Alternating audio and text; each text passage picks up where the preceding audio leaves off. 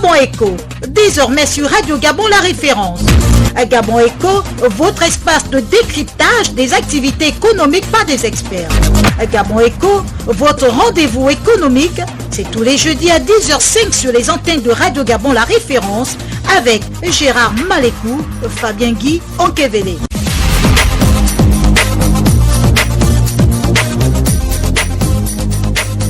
Madame, Monsieur et chers fidèles auditeurs de Gabon Echo, bienvenue à votre rendez-vous hebdomadaire. Gabon Echo reçoit ce jour Monsieur Jaurès Edou Ndong, qui est spécialiste en culture et relations internationales. Avec lui, nous allons débattre sur le thème les relations internationales dans le contexte actuel qui est sous-entendu, la pandémie du Covid-19 appelée aussi coronavirus. Avec moi et comme tous les jeudis, Fabien Guy Onkevele. Bonjour Fabien. Bonjour Gérard Malécou, bonjour Jaurès Edou Ndong. Bonjour, la bienvenue à l'émission Gabon Echo. Bonjour à vous encore. Merci de m'avoir invité à discuter, à échanger sur la thématique au menu. Alors, les relations internationales souvent définies de manière grossière, de manière ramassée, comme les rapports multiformes entre les pays, mais aussi entre les États et les institutions internationales. Mais ça, c'est la définition, on va dire, de Wikipédia, disons ça comme ça. Alors, vous qui êtes le spécialiste en la matière, quelle définition pouvez-vous donner à nos auditeurs de manière beaucoup plus académique, de manière beaucoup plus simpliste ? Bien, déjà, relations internationales, de manière très simpliste, c'est une plateforme qui permet les sujets de droit international à pouvoir échanger, à pouvoir avoir des coopérations. Lorsqu'on parle des relations internationales, régulièrement, c'est un peu plus des États. C'est plus des États qui sont mis au devant de la scène. Mais il n'y a pas seulement que les États qui interviennent dans le cadre des relations internationales. Il y a des fondations qui interviennent dans le cadre des relations internationales. Il y a des multinationales qui interviennent dans le cadre des relations internationales. Il y a les OI, dans les organisations internationales qui interviennent dans le cadre des relations internationales. Donc, on les appelle les sujets de droit international. Mais on ne peut pas parler des relations internationales sans pourtant faire un lien intrinsèque en ces vocables, c'est-à-dire les relations internationales, affaires étrangères et la diplomatie. Les relations internationales sont traitées par les affaires étrangères. Et les affaires étrangères utilisent la diplomatie comme instrument de mise en œuvre des relations internationales. Donc, les États sont considérés comme les principaux protagonistes des relations internationales dans la mesure où ce sont les États qui prennent régulièrement des engagements sur la scène internationale, à l'ONU, à l'Union africaine, à l'OMC, à l'UNESCO, à l'UNFPA, à l'UNOCA. Donc, tous ces différents organismes internationaux sont représentés par des États. Mais c'est important également de mentionner un élément important lorsqu'on parle des relations internationales, c'est la convention qui régule les relations diplomatiques. Donc, la convention de Vienne de 1961 qui régule les relations diplomatiques et la convention de 1963 qui régit les relations consulaires entre les États. Donc voilà un peu quelques éléments vraiment de manière synthétique que je peux apporter à votre première préoccupation. Votre lecture, M. Jaurès Edou Ndong, sur justement le contexte actuel lié au coronavirus, en tant qu'expert en relations internationales, quelle lecture faites-vous de ce contexte actuel ? Bien, il y a plusieurs paramètres analytiques aujourd'hui du contexte actuel des relations internationales. Le premier élément, c'est la fragmentation. La fragmentation, on va dire, sanitaire. Fragmentation sanitaire dans la mesure où ce n'est plus une épidémie, elle devient une pandémie. Le Covid-19 devient une pandémie. Ça signifie que ça ne concerne pas que les Chinois, ça ne concerne pas que les Italiens, ça ne concerne pas que les Français, les Espagnols. C'est une affaire qui concerne véritablement les continents du monde. Donc, les relations internationales aujourd'hui sont véritablement fragilisées dans la mesure où tout est centralisé que sur le Covid-19. Donc cela nécessite véritablement non seulement d'accélérer le processus de la couverture santé universelle, parce que si la couverture santé universelle, qui est un programme qui a été lancé en 2015 par l'Organisation mondiale de la santé, a été mise en œuvre tout simplement parce qu'on a observé qu'il y a une distanciation entre les pays du Nord et ceux du Sud en termes d'infrastructures sanitaires. C'est un secret de polichinelle qu'il y a déficit en termes d'infrastructures sanitaires en Afrique, notamment l'Afrique subsaharienne. Il y a déficit en termes d'infrastructures, on va dire pharmaceutiques, en termes également de personnel, parce que la première richesse, c'est d'abord l'homme. L'homme est au début et à la fin des développements. Parce que le développement ne touche pas seulement que le financier. Le développement passe d'abord par la formation des hommes, par l'outil. Il faut outiller des hommes pour permettre effectivement à ces hommes de pouvoir mettre en œuvre leur savoir-faire, leur faire savoir et leur savoir. Aujourd'hui, on parle de la pandémie du coronavirus qui constitue de nos jours une crise sanitaire mondiale et nous observons que cette crise sanitaire mondiale est en train de limiter les frontières et en train d'ébranler les relations inter-États. Est-ce que cela ne va pas constituer une nouvelle forme de coopération entre les États? Nouvelle forme de coopération, je pense que oui, dans la mesure où il y a cette fragmentation des relations entre un certain nombre de pays. Là, je parle de l'Iran et les États-Unis. Le climat est vraiment morose entre la Chine et un certain nombre de partenaires, notamment les États-Unis. Il y a la guerre commerciale entre les États-Unis et la Chine vient en aide actuellement aux États-Unis en termes de logistique pour permettre effectivement à ce que la ville de New York, qui est la ville la plus touchée de cette pandémie, puisse effectivement endiguer rapidement cette pandémie. Il faudrait effectivement que les États comprennent que c'est une nécessité de mettre un accent particulier sur la coopération. Vous savez, il y a 3 éléments clés qui sont à l'origine des différentes crises qui sévissent aujourd'hui le monde. Le premier élément, c'est l'économie. L'économie. Partout où il y a des divergences d'approche, des divergences d'intérêts, pour parler de manière triviale, d'intérêts économiques, ça crée des frustrations, ça crée des balbutiements, que ce soit les relations politiques et sécuritaires entre les États. Donc, je pense de mon point de vue que cette pandémie qui touche les grandes puissances aujourd'hui doivent les interpeller à comprendre. C'est important de mettre un accent particulier sur la coopération au sens rationnel du terme. Il ne faudrait pas que derrière qu'il y ait un agenda non conventionnel à la déstabilisation d'un certain nombre de régions pour exploiter les richesses de ces différents pays-là. Même si on observe aujourd'hui qu'il y a des pays à un moment donné se retrouver un peu dans la solitude, tels que l'Italie. L'Italie se retrouvait dans la solitude, tel que l'Iran, parce qu'il y a un blocus, il y a un embargo qui est sur l'Iran. Et l'Iran qui fait partie des pays qui sont impactés, qui sont infectés par cette pandémie, se retrouvaient à un moment donné dans la solitude. Mais Dieu merci, il y a eu des pistes de solutions qui ont été apportées des pays externes pour permettre effectivement à ce que ces pays puissent apporter des éléments de réponse à cette pandémie qu'est le Covid-19. La crise sanitaire mondiale déclenchée par l'apparition du Covid-19 a mis en lumière l'incapacité des grandes instances internationales à faire entendre leur voix et respecter leur autorité.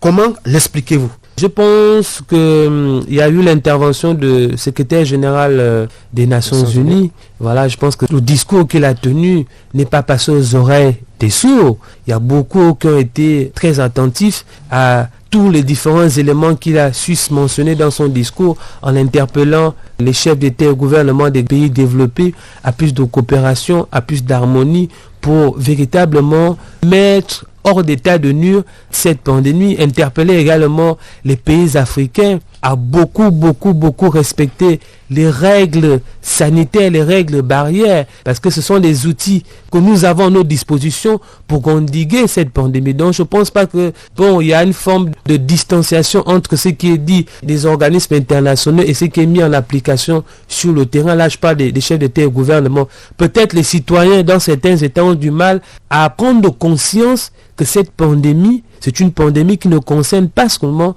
que les grandes puissances, notamment la France, les États-Unis et la Chine. Non, c'est déjà au Gabon, c'est une réalité. Nous sommes aujourd'hui à 30 cas qui ont été détectés positifs. Donc cela signifie que la pandémie est bel et bien dans notre cher pays, le Gabon. Et cela devrait effectivement permettre à ce que chacun respecte les instructions des plus hautes autorités de notre pays. Le coronavirus donne l'impression de bousculer l'ordonnancement géopolitique du monde en touchant par moins de 200 pays sur les 5 continents. Il semble s'attaquer à l'ordre établi, conçu par les États-Unis et leurs alliés occidentaux pour réduire les risques de conflits armés et en finir avec le nationalisme économique. L'ordre international actuel repose sur 3 piliers: l'ONU, l'Organisation des Nations Unies, le système financier international avec ses dénombrements, le Fonds monétaire international, la Banque mondiale, l'Organisation mondiale du commerce et le traité de l'Atlantique Nord. La crise sanitaire en cours est-elle en train d'ébranler l'ONU dans ses fondements? Je ne pense pas que cela pourrait ébranler l'ONU. L'ONU est une organisation, on va dire, supranationale, et l'organe suprême du système des Nations Unies, c'est le Conseil de sécurité qui est composé de 5 États. Même si aujourd'hui il y a toujours le débat sur la place que doit occuper l'Afrique dans le Conseil de sécurité, parce qu'il faut dire qu'il y a des pays qui sont permanents, il y a d'autres qui sont également non permanents. Il y a 5 permanents et 10 qui sont non permanents. Je pense, de mon point de vue, selon ma lecture, que les États devraient plutôt apaiser les relations diplomatiques entre eux, de coopération entre eux. Cela ne devrait pas plutôt envenimer la situation que jadis. C'est-à-dire, on remarque aujourd'hui qu'il y a un certain nombre de crises où les grandes puissances sont complètement en désaccord sur un certain nombre de points. S'ils sont en désaccord sur un certain nombre de points, les pays où la crise, où il y a de l'instabilité, ils auront du mal véritablement à trouver des pistes de solutions pour mettre un terme à ces différentes crises-là. Là, je parle de manière générale. Mais tout compte fait, ce que nous pouvons tirer comme bénéfice de cette pandémie, c'est cette forme de solidarité qui existe sur la scène internationale. La Chine qui vient en aide aux États-Unis, c'est quelque chose de très bénéfique. Lorsque nous savons qu'il y a quelques mois de cela, quelques années de cela, cette guerre commerciale... C'est inimaginable. C'était inimaginable. Cette guerre commerciale entre la Chine et les États-Unis, ça ne signifie pas que ça va terminer la guerre commerciale. Parce que le commerce occupe une place très très importante dans le cadre des relations internationales, mais que ça soit une guerre très saine, que ça soit une guerre dans les règles et l'art. L'autre élément que j'aimerais mentionner, c'est les politiques sanitaires communes.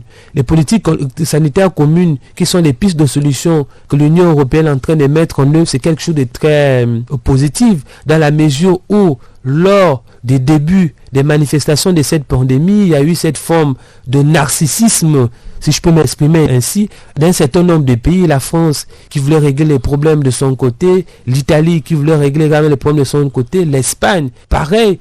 Cela n'a pas été quelque chose de positif pour ces pays-là, dans la mesure où il y a eu l'accélération de la pandémie de Covid-19. Si les pays avaient pris la décision de manière collégiale qu'ils fermaient les frontières, je ne pense pas qu'on devait se retrouver dans cette situation. Chacun a pris la décision de son côté et les conséquences ont pris véritablement de l'ampleur. Donc cette pandémie devrait interpeller tout un chacun à comprendre la nécessité, l'importance de la coopération, de l'harmonie et surtout la cohésion dans le cadre des relations internationales. La pandémie du coronavirus pose de nombreux défis. L'Europe et le monde découvrent qu'ils dépendent tous de la Chine, et la souveraineté économique ou la souveraineté tout court est en cause. Aussi, une remise en cause de la mondialisation peut-elle profiter à l'Afrique, puisqu'on suppose un début de relocalisation et de réindustrialisation? Bien, la mondialisation, je ne pense pas qu'elle est remise en cause. On vit dans un village planétaire.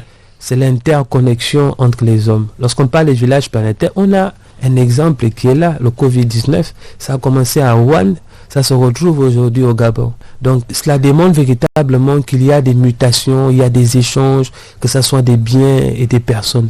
Mais aujourd'hui, l'Afrique peut bénéficier de quelque chose quand on parle de localisation, d'industrialisation. Bon, l'Afrique bénéficiait du Covid-19. Pour le moment, nous sommes focalisés sur l'endiguement de cette pandémie-là. Bien sûr. Maintenant, derrière l'endiguement de cette pandémie, il faudrait effectivement mettre en place l'éveil de la conscience collective sur le dysfonctionnement des différents appareils étatiques de nos pays africains. Oui. Je pense que c'est cette piste-là que nous devons véritablement exploiter pour permettre effectivement à ce que les États africains comprennent que c'est important d'accélérer le processus de la zone de libre libre-échange continental.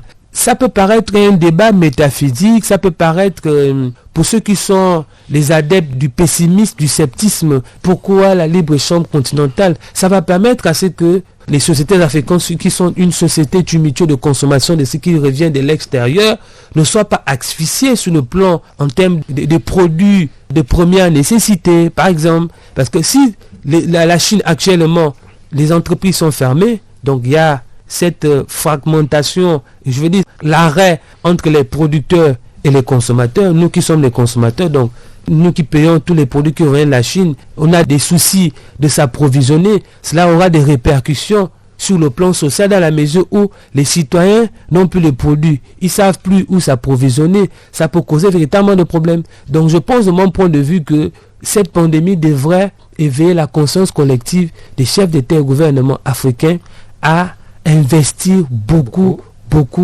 dans l'entrepreneuriat, investir dans ce processus de la zone de libre-échange continentale, investir beaucoup dans l'entrepreneuriat, dans la diversification de l'économie. On a les pays qui misent beaucoup dans la rente, donc sur le pétrole, sur le manganèse, sur le bois. La Chine aujourd'hui, c'est le premier exportateur mondial avec 13% du total d'exportation dans le monde. Donc l'Afrique fait partie des partenaires privilégiés de la Chine. Ça signifie que si en Chine déjà, toute leur énergie est focalisée sur le plan sanitaire, ça signifie que sur le plan entrepreneurial, il y a eu des répercussions, on va dire, négatives. Si il y a des répercussions négatives, on aura du mal à avoir des produits qui vont quitter de la Chine pour venir en Afrique. Si les produits n'arrivent pas en Afrique, on a des répercussions systématiquement sur le plan social. Cela signifie quoi? Cela signifie qu'il faut accélérer ce processus de l'entrepreneurial, ce processus de la libre-échange continental pour consommer africain, fabriquer africain et consommer africain.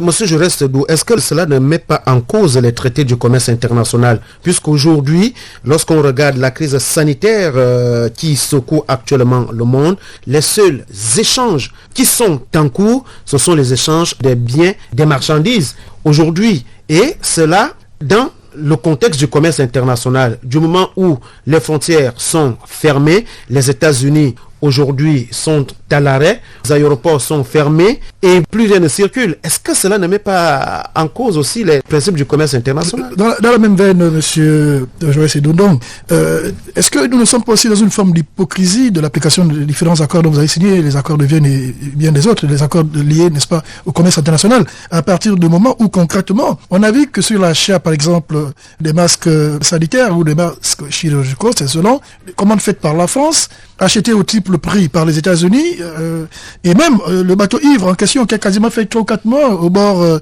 du Pacifique. Est-ce que cela ne fausse pas les relations, pour rejoindre un peu le questionnement de Fabien? À situation exceptionnelle, mesure exceptionnelle.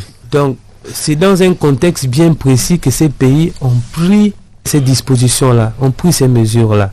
Donc, je ne pense pas que cela peut impacter les différentes conventions qui existent sur le plan commercial. Mais tout compte fait, cela devrait, une fois de plus, comme je l'ai mentionné, inciter les pays africains à être plus impliqués dans le cadre du commerce international.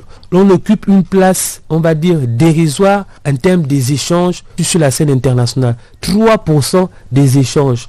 Vous voyez? Donc ça signifie véritablement que si déjà nous ne sommes que les consommateurs, qu'on ne produit quasiment rien, bon, comment nous voulons nous imposer sur la scène internationale si nous consommons que ce qui revient de l'extérieur?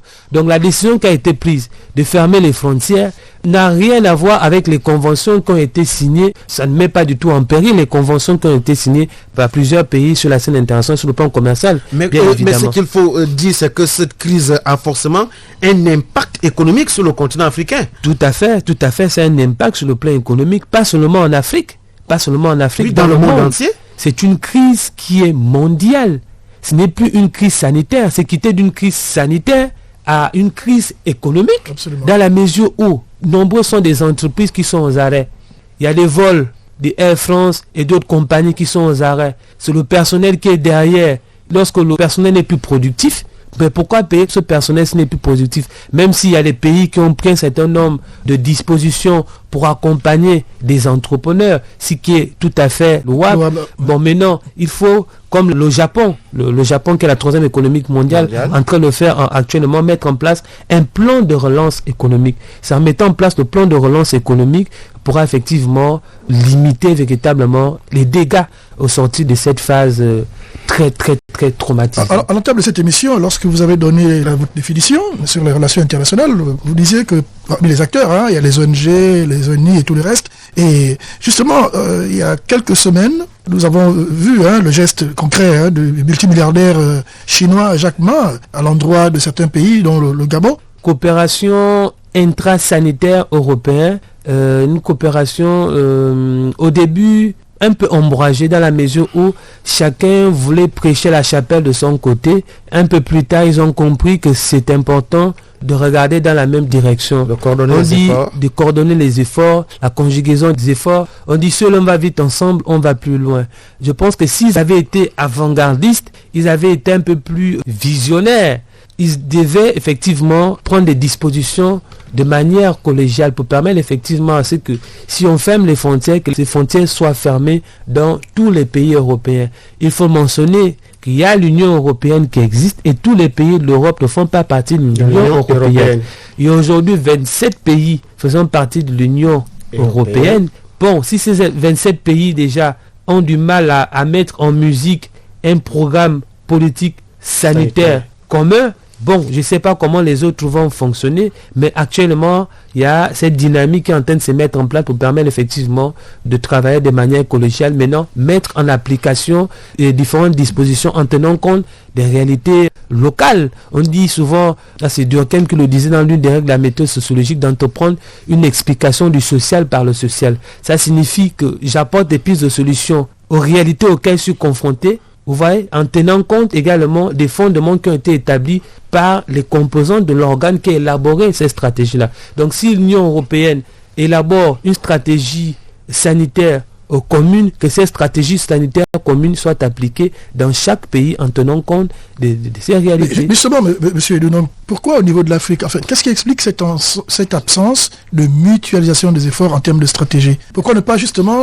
faire, ne pas tomber dans ce piège ou cette erreur qu'a commise l'Europe avec les conséquences qu'on connaît aujourd'hui, notamment au niveau de l'Italie, qui vit une situation quasi apocalyptique. L'Italie et l'Espagne, il faut le souligner. Voilà. Oui, l'Italie, il y a l'Espagne qui sont vraiment très touchés par cette pandémie. Justement, ce que je disais, qu'en fait, nous devons tirer des leçons des erreurs du passé. Absolument. Des erreurs du passé.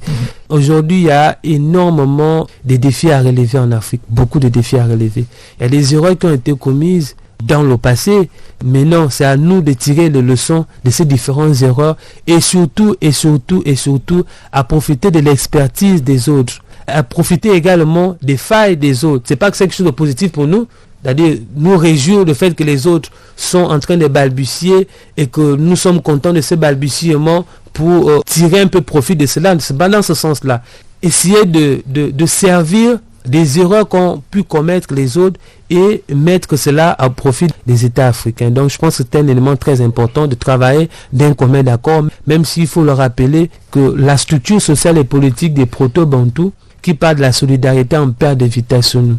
Chacun veut chercher toujours à régler le problème de son côté. Ce n'est pas une mauvaise chose, mais de temps en temps, avoir toujours l'avis de l'autre, donc les pays de la sous-région au sein de la CEMAC, essayer à avoir des rencontres, on va dire virtuelles, des visioconférences entre chefs d'État, entre ministres, voir dans quelle mesure tirer profit de l'expérience de ce qui se passe au Cameroun et l'expérience de ce qui se passe au Cameroun, qu'on essaie de les adapter selon les réalités qui se passent ici au Gabon. Ce sera quelque chose de très bénéfique pour nous pour véritablement mettre fin au coronavirus.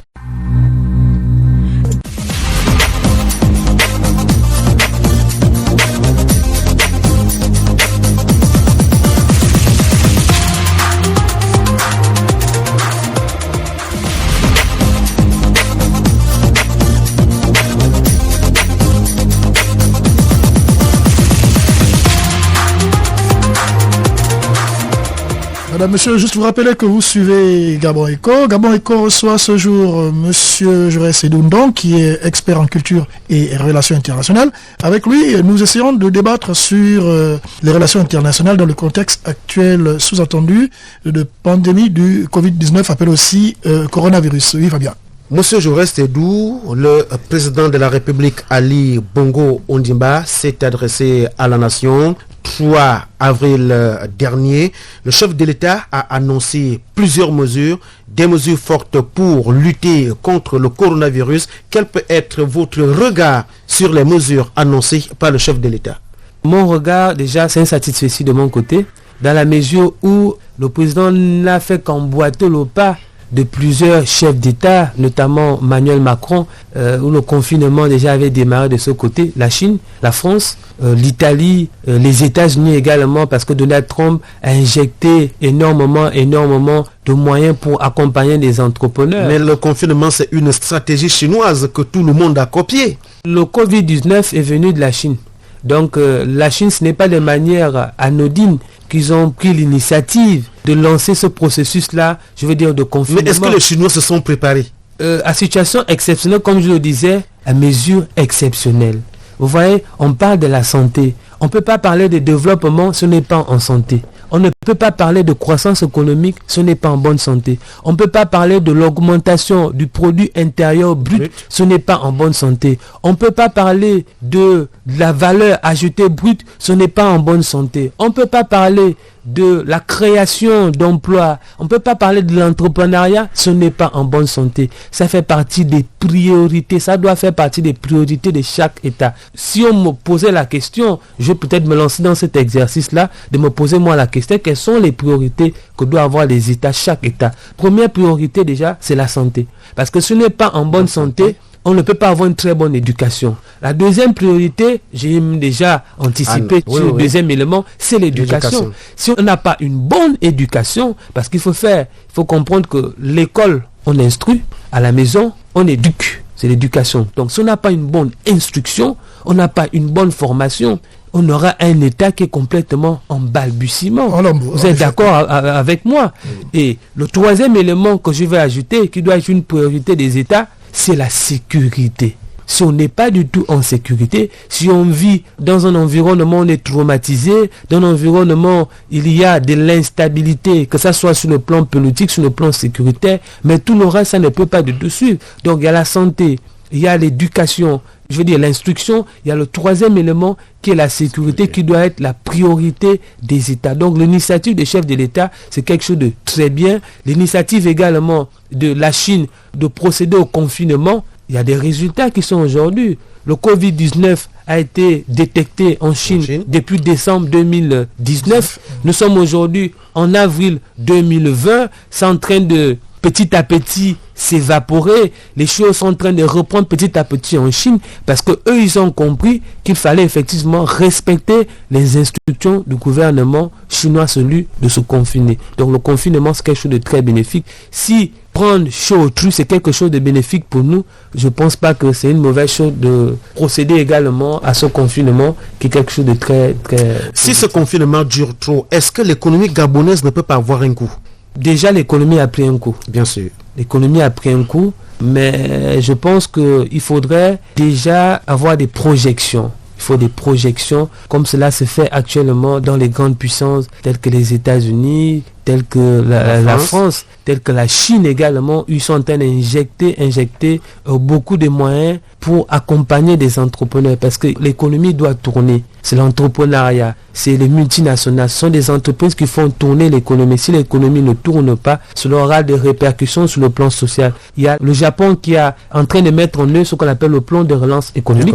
Pourquoi ne pas anticiper sur ces différents éléments-là pour permettre effectivement à ce qu'après, nous ne soyons pas véritablement dans le coma sur le plan économique. Ce qui est sûr, c'est qu'après la pandémie du Covid-19, enfin, on va arriver à une récession économique. La récession économique est prévue, mais je pense qu'il y a des dispositions qui sont en train de se mettre en œuvre par le ministère de l'économie, par le gouvernement gabonais. Je parle de manière générale, parce que ces questions ne concernent pas seulement l'économie. Il y a les secteurs techniques qui sont là, qui doivent intervenir pour qu'on ait véritablement un meilleur réajustement économique. En d'autres termes, vous pensez que parmi les conséquences de cette pandémie, l'État devrait revoir ses priorités en termes d'économie? Priorité. Revoir sa stratégie économique. Bon, c'est vrai qu'aujourd'hui on parle de diversification de l'économie, mais la vérité c'est que dans les actes c'est encore peu perceptible. Quelqu'un nous disait tantôt que c'était comme un gros porteur, un gros bateau, un gros camion, que cela devait prendre du temps, mais vous savez que les populations sont souvent pressées de voir des actes. Comment vous définissez cela à votre niveau? Bien, on parle des risques économiques et financiers de la Covid-19. Mais justement, j'en parlais déjà, là je parle du plan de relance économique. S'il y a un plan de relance économique qui est mis en œuvre, je pense qu'on aura l'opportunité comme ça de pouvoir limiter les dégâts, limiter véritablement les dégâts. Le Gabon, c'est une économie de ronde. J'en parlais tout à l'heure. Sur le pétrole, sur le manganèse, sur le bois. Et tous ces différents produits sont véritablement en baisse parce que notre premier, on va dire, client, c'est la Chine. Absolument. Donc ça signifie que la Chine aujourd'hui a les yeux qui est un peu plus figé sur le côté sanitaire. Et si la Chine a les yeux braqués sur le côté sanitaire, ça signifie que nous qui avons les produits auxquels régulièrement la Chine a besoin, il y a ce qu'on appelle, je vais dire, il n'y a plus l'interconnexion entre le consommateur et celui qui vend les produits. Donc systématiquement il y aura sans oublier la chute vertigineuse du prix du baril de pétrole. Justement, donc tous ceux qui sont, je veux dire, le Nigeria, l'Angola, tous ces différents pays sentent le poids un peu des répercussions économiques de Covid-19 parce que leur économie est un peu plus centralisée sur ces différents produits. Donc je pense de mon point de vue qu'un plan de relance économique, c'est quelque chose qui est véritablement qu'on doit mettre en œuvre très rapidement pour permettre effectivement à ce que le climat soit un peu plus apaisé sur le plan économique. En termes de relations internationales, nous avons nos concitoyens qui sont hors du pays et aujourd'hui, ils n'arrivent pas à regagner le Gabon parce qu'il n'y a pas de vol.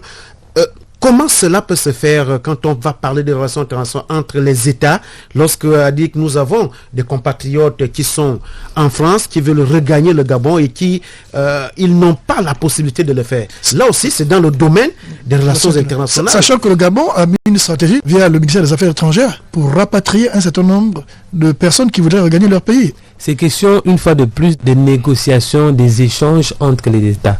À ce qu'on appelle la souveraineté de chaque État.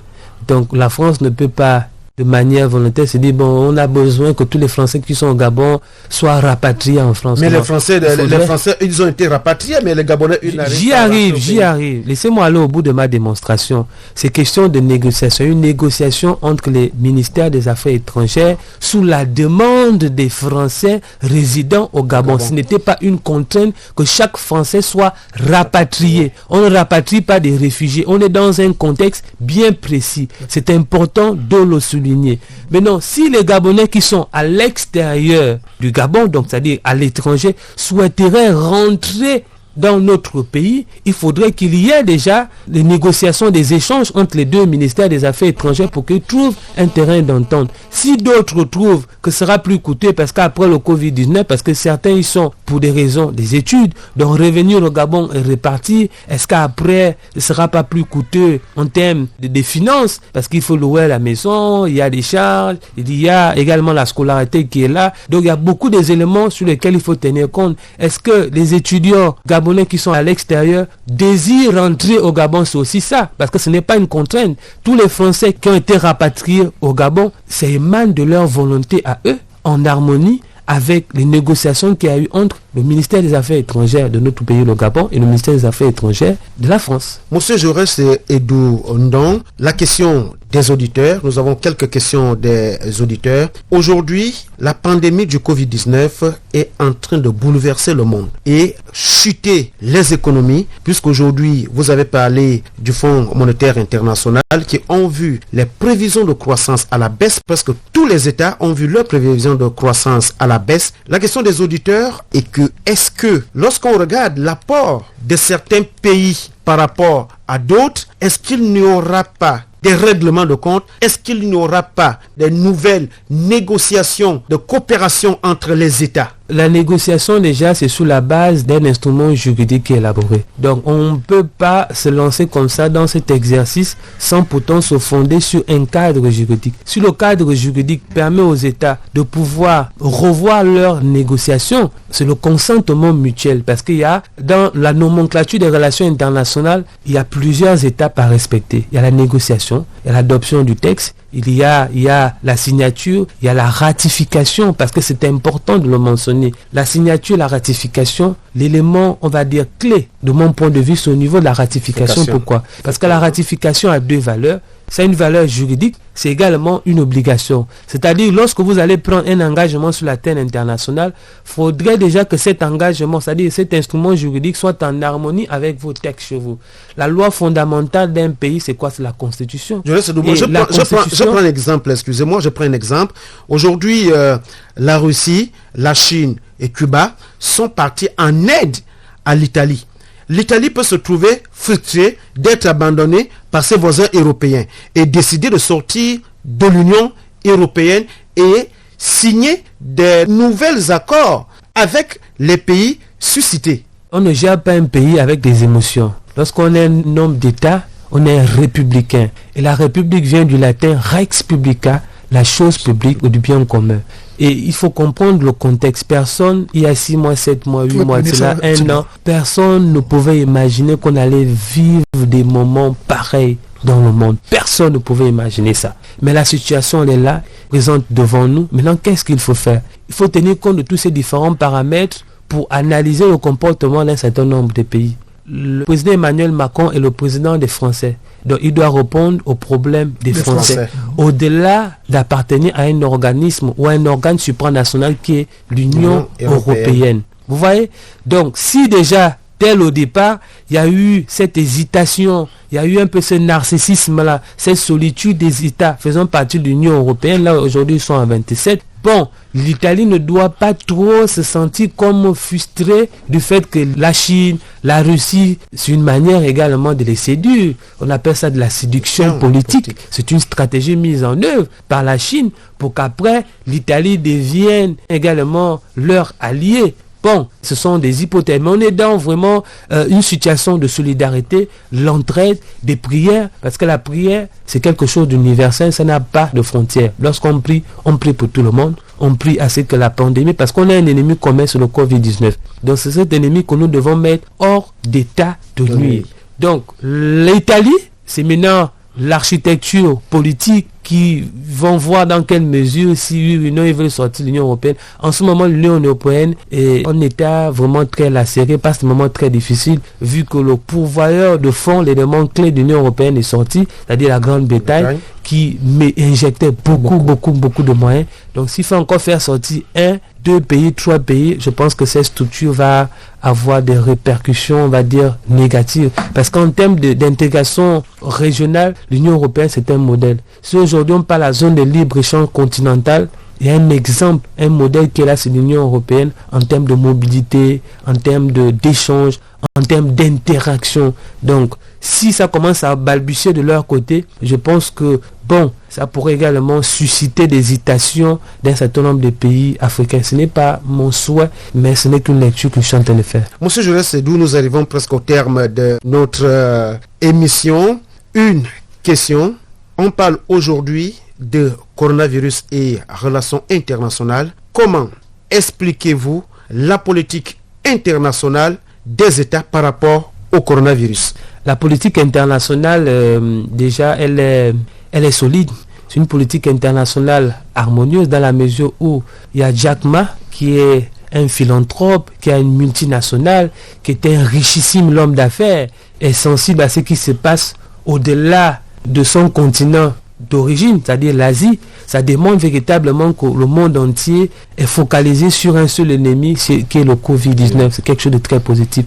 L'autre élément également que je relève, c'est cette interpellation des institutions de Bretton Woods, des acteurs de relations internationales à revoir les dettes des pays africains. Bon, même si il y a beaucoup qui sont un peu sceptiques dans la mesure où des pourvoyeurs, vous savez que l'Afrique est un peu, on va dire, le robinet financier de plusieurs multinationales, de plusieurs États. Donc s'il faut revoir cette disposition, cela peut réduire un certain nombre de détails des gouvernements. Mais tout compte fait, le Covid-19, dans le cadre des relations internationales, doit interpeller tout un chacun. Comprenons que la santé, c'est quelque chose de primordial, c'est quelque chose de très important. C'est là qu'on parle de santé, de système sanitaire universel. Système santé universel, qui est un système qui est chapeauté par l'Organisation mondiale de la santé. Et ce système santé universel doit se mettre en application. Il faudrait qu'il y ait sur le terrain de l'impact, qu'on sente véritablement que ça évolue en termes de ressources humaines, en termes de structures sanitaires, en termes de structures également pharmaceutiques, made in Africa. C'est possible. Mais pour que cela soit possible, il faudrait qu'on investisse beaucoup dans la recherche. Et qu'on mutualise également les efforts. La mutualisation des efforts et surtout investir dans la recherche. On n'investit pas beaucoup dans la recherche. On investit ailleurs, ce qui n'est pas du tout quelque chose de positif pour les États africains. Investir ailleurs, c'est pas mauvais, mais mettre un accent particulier également dans la recherche a quelque chose de très bénéfique pour nous. Madame, Monsieur, nous arrivons au terme de notre émission. Nous recevions ce jour Monsieur Jaurès Edundong, qui est expert en culture et relations internationales. Avec lui, nous avons débattu sur les relations internationales dans le contexte de la pandémie du Covid-19. Alors, aujourd'hui, Fabien Guillaume-Kevele, avec côté, nous avions à la réalisation et la prise de son Chélie Manéa. Gabon Eco s'inscrit aussi dans la lutte du Covid-19, alors avec les gestes barrières que tout le monde connaît déjà. Se laver fréquemment les mains avec un désinfectant à base d'alcool ou de l'eau et du savon. En cas de toux et d'éternuement, couvrez la bouche et le nez avec le coude fléchi ou un mouchoir. Jetez immédiatement le mouchoir et lavez-vous les mains. Évitez tout contact étroit avec une personne ayant de la fièvre et de la toux. Saluez sans se serrer la main. Évitez les embrassades. Nettoyez les objets et les surfaces souillées. Si vous présentez des symptômes de la grippe, fièvre, toux, éternuement, difficulté à respirer, ne vous rendez pas dans une structure sanitaire ou chez votre médecin traitant. Appelez le 1410. Évitez de se serrer la main ou de se faire des sambas, on va s'en priver un petit moment. Alors ne quittez pas votre confort d'écoute, gardez toujours le sourire. Et à la fois, le Covid-19 va passer. Continuez à prier avec vous, Gérard Balikou, votre humble serviteur. À jeudi prochain, si Dieu le veut.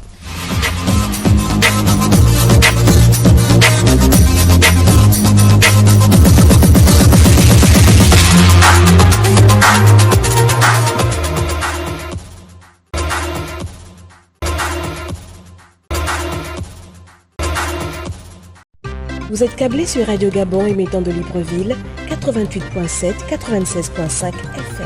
Où que vous soyez, nous sommes avec vous.